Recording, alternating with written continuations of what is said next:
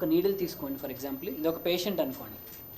పేషెంట్ని ఇలా పడుకోబెడతాము లోపల ఆపరేటింగ్ రూమ్ టేబుల్ మీద.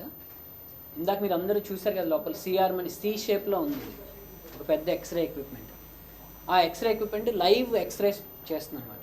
సో మేము లైవ్ ఎక్స్రేస్లో పేషెంట్ని కొంచెం రిలాక్స్ చేయించి పైన లోకల్ ఎనస్థీషియా ఇస్తాం, సో దట్ వాళ్ళకి ఇంకా నొప్పి రాకుండా. స్కిన్లో అంత లోకల్ ఎనస్థీషియా ఇచ్చి లైవ్ ఎక్స్రేల్లోనూ మేము స్లోగా ఈ నీడిల్ని తీసుకెళ్తాం పేషెంట్కి నొప్పి లేకుండా. ఈ తీసుకెళ్ళినాక ఇటు నుంచి కానీ ఈ పక్క నుంచి కానీ, కొంతమందికి రెండు వైపులా నొప్పి ఉంటుంది, కొంతమందికి మధ్యలోనే ఉంటుంది.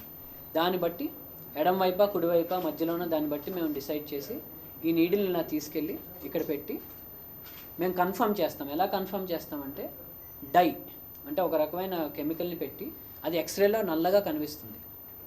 దానివల్ల సరిగ్గా పెట్టకపోతే ప్రమాదాలు కూడా జరుగుతాయి, సర్జరీ లాగానే ఇది కూడా అనమాట. ఎందుకంటే మనం చేసేది వెన్నుపాము, దీని బ్లడ్ వెసల్స్ చాలా డెలికేట్గా ఉంటాయి అనమాట. సో దీనికి అందుకని చాలా సాఫిస్టికేటెడ్ ట్రైనింగ్ కావాలి చేయాలంటే.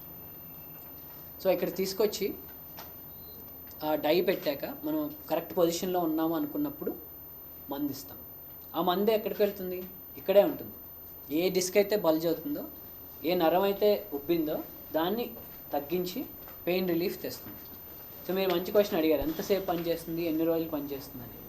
అది ప్రతి మనిషి డిఫరెంట్. ఒకే మందు ఒక మనిషికి ఇస్తే ఒకలా రెస్పాన్స్ అవుతారు. సో ఏం చేస్తామంటే ఫస్ట్ ఒకసారి ఇస్తే చూస్తాము. మెజారిటీ ఆఫ్ ది పీపుల్, చాలా ఎక్కువ మందికి మంచి రిలీఫ్ వస్తుంది. ఆ రిలీఫ్ వచ్చిన టైంలో మనం ఏం చేస్తున్నాం అనేది చాలా ఇంపార్టెంట్. అసలు మొదట ఈ డిస్క్ ఎందుకు వీక్ అయింది, దానికి రీజన్ ఉంటుంది కదా, వీక్నెస్, స్పైనల్ వీక్నెస్ వల్ల వచ్చింది. సో ఈ ఇంజెక్షన్ అవ్వగానే నొప్పి తగ్గగానే చాలా తీసుకోవాల్సిన జాగ్రత్తలు ఉన్నాయి. ప్లస్ ఫిజియోథెరపీ అనేది చాలా మూలం దీన్ని స్ట్రెంగ్త్ అవ్వడానికి. ఇప్పుడు మనందరం వ్యాయామం చేస్తేనే, బాడీ బిల్డింగ్ చేస్తేనే మసిల్స్ ఉంటాయి, కండరాలు అవి గట్టిగా. అట్లానే స్పైన్కి కూడా బలహీనత ఉంది కాబట్టి దాన్ని బలపరచాలి. అది టోటల్ ట్రీట్మెంట్.